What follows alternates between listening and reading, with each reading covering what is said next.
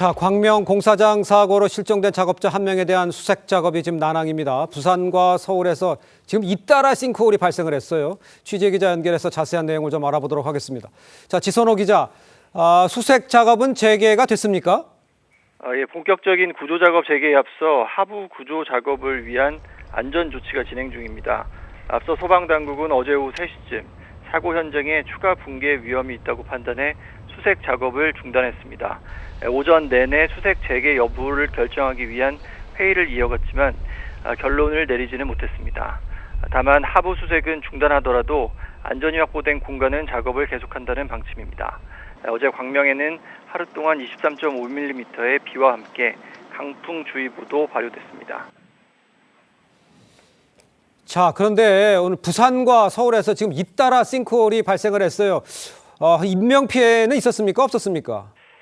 다행히 인명피해는 없었습니다. 오늘 새벽 5시쯤 부산 학장동의 한 도로에서 가로 5m, 세로 3m, 깊이 4.5m의 대형 싱크홀이 발생했습니다. 인근 4개 차선이 전면 통제되고 구청에서 긴급 보수 공사를 진행 중입니다. 또 오늘 오전 8시 50분쯤에는 서울 공덕동의 차도에서 50cm가량의 싱크홀이 발생했습니다. 경찰은 인근 150m 구간을 통제 중입니다.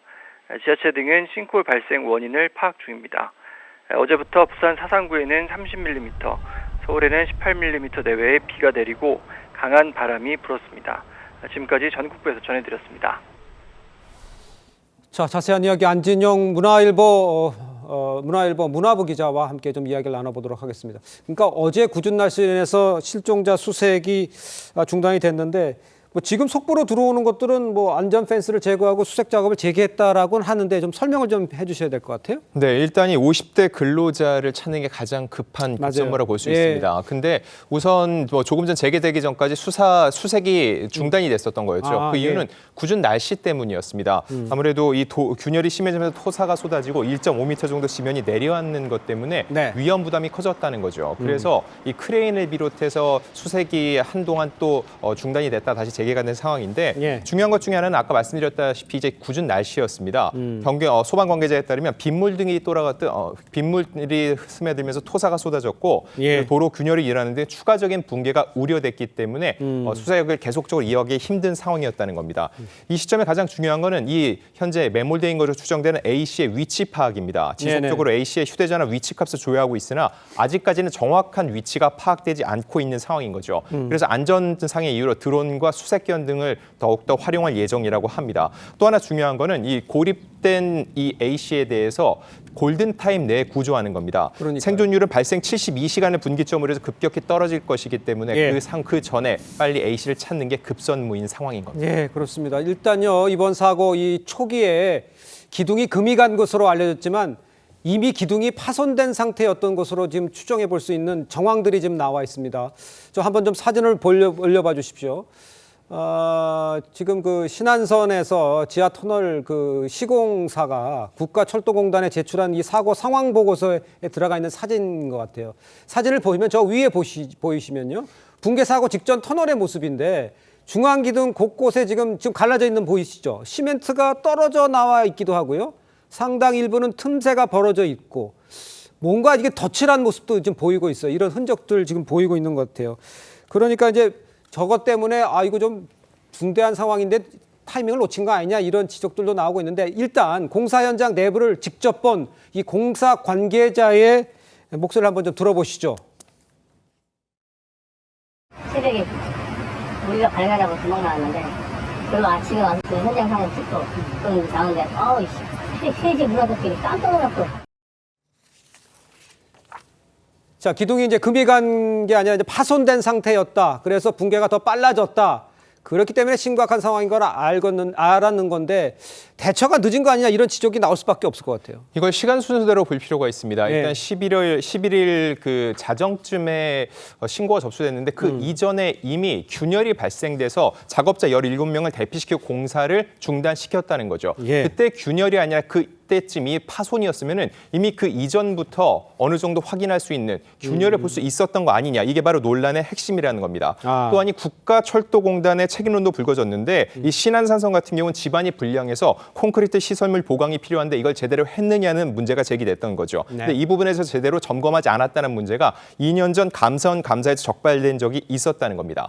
그리고 초기 대응의 적절성 문제 역시 국회 차원의 점검이 필요하다는 건데 이 신안산선 이번에 문제된 건 제5-2 공구인데 이번 사고를 계기로 해서 전체 공사 구간에 대한 구조 안정성 점검이 필요하다는 목소리가 나오는 겁니다. 네. 이에 대해서 국토교통부 같은 경우 사고 원인 조사와 함께 시공사, 감리단, 지자체의 대응 결과를 정밀 분석하겠다는 입장을 내놨습니다. 지금 언급을 해줬습니다만 더 큰 문제 이제 시공사가 붕괴 신고 3시간 전에 이 기둥 파손에 대해서 알고 있었다 이런 거 아니잖아요. 시공사의 초동 대응에 대한 논란 그러면 당연히 커질 수밖에 없을 것 같아요. 네, 그렇습니다. 아무래도 이걸 초동 대처를 정말로 파손이 아니라 균열 시점에 알아서 먼저 했다면은 네. 더 큰 붕괴를 막을 수 있지 않는 상황이었냐 하는 거죠. 예. 근데 분명히 신고한 시점에는 균열이라고 보고를 했다고 하는데 막상 지금 공개된 사진을 보면은요, 저거는 균열이 아니라 붕괴 전조로 봐야 되는 상황이 아니냐라는 얘기 나오는 거죠. 예. 자, 이에 대해서 최명기 대한민국 산업현장 교수가 얘기한 게 있는데. 결국은 이게 붕괴 전조 현상으로 볼 수 있다는 겁니다. 네. 터널 중앙 기준이 파손되면 터널이 바로 붕괴할 가능성이 있기 때문에 굉장히 빨리 보강 작업이 이루어졌어야 되는데 과연 균열 시점 그때부터 더 빨리 발견하지 못한 이유가 무엇인지 그리고 네. 과연 그 최초 신고 시점이 균열이었는지 파손이었는지 이 부분 역시 명백하게 가릴 필요가 있다는 겁니다. 알겠습니다. 자, 어제 실종자 수색이 이제 추가 붕괴를 이유로 이제 중단이 되면서 주민들의 불안에 심한 상황이죠. 그 목소리도 한번 좀 직접 들어보겠습니다. 그 안전진단이 제대로 됐는지도 의심스럽지 않습니까? 솔직하게 우리는 파악도 되지도 않았고 그거를 믿고 그냥 있어도 되는지도 불안하고 지금 그런 상태죠 다들. 이 건물이 붕괴돼가지고 불안해서 지금 도저히 있을 수가 없는 상황이고요. 아파트에서도 대피 방송이 나왔고 뭐 한동안 뭐 일주일이 됐던 2주가 됐던 안전해질 때까지는 다시 집에 못 올 것 같아요.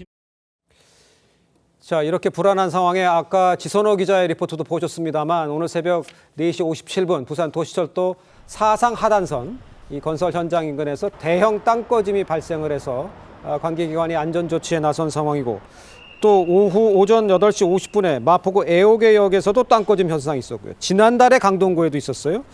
야, 이 정도면은 글쎄 좀 전체적으로 점검을 해봐야 되고 대책을 준비해야 되는 상황 아닙니까?